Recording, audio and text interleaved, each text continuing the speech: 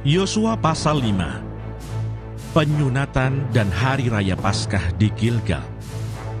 Ketika semua raja orang Amori di sebelah barat sungai Yordan dan semua raja orang Kanaan di tepi laut mendengar bahwa Tuhan telah mengeringkan air sungai Yordan di depan orang Israel sampai mereka dapat menyeberang, tawarlah hati mereka dan hilanglah semangat mereka menghadapi orang Israel itu.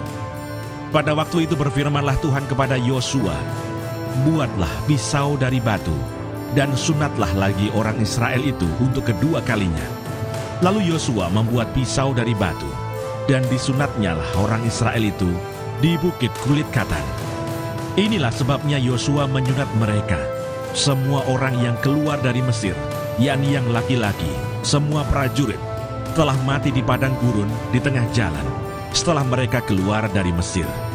Sebab semua orang yang keluar dari Mesir itu telah bersunat, tetapi semua orang yang lahir di padang gurun dalam perjalanan sejak keluar dari Mesir belum disunat. Sebab 40 tahun lamanya orang Israel itu berjalan melalui padang gurun sampai habis mati seluruh bangsa itu, yakni prajurit yang keluar dari Mesir yang tidak mendengarkan firman Tuhan. Kepada mereka itu Tuhan telah bersumpah bahwa Ia tidak akan mengizinkan mereka melihat negeri yang dijanjikan Tuhan dengan bersumpah kepada nenek moyang mereka akan memberikannya kepada kita, suatu negeri yang berlimpah-limpah susu dan madunya. Tetapi anak-anak mereka yang telah dijadikannya ganti mereka itulah yang disunat Yosua, sebab mereka belum bersunat karena mereka tidak disunat dalam perjalanan. Setelah seluruh bangsa itu selesai disunat, maka tinggallah mereka di tempatnya masing-masing di perkemahan itu sampai mereka sembuh. Dan berfirmanlah Tuhan kepada Yosua, "Hari ini telah kuhapuskan celah Mesir itu daripadamu."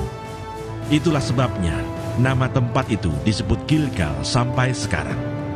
Sementara berkemah di Gilgal, orang Israel itu merayakan Paskah pada hari yang ke-14 bulan itu, pada waktu petang di dataran Yeriko. Lalu pada hari sesudah Paskah, mereka makan hasil negeri itu, yakni roti yang tidak beragi dan bertih gandum pada hari itu juga. Lalu berhentilah mana itu pada keesokan harinya setelah mereka makan hasil negeri itu. Jadi orang Israel tidak beroleh mana lagi, tetapi dalam tahun itu mereka makan yang dihasilkan tanah Kanaan. Panglima bala tentara Tuhan.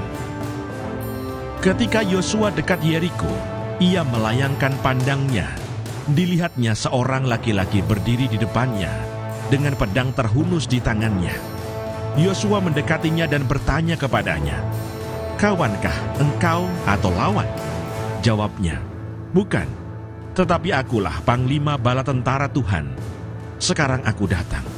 Lalu sujudlah Yosua dengan mukanya ke tanah, menyembah dan berkata kepadanya, "Apakah yang akan dikatakan tuanku kepada hambanya ini?"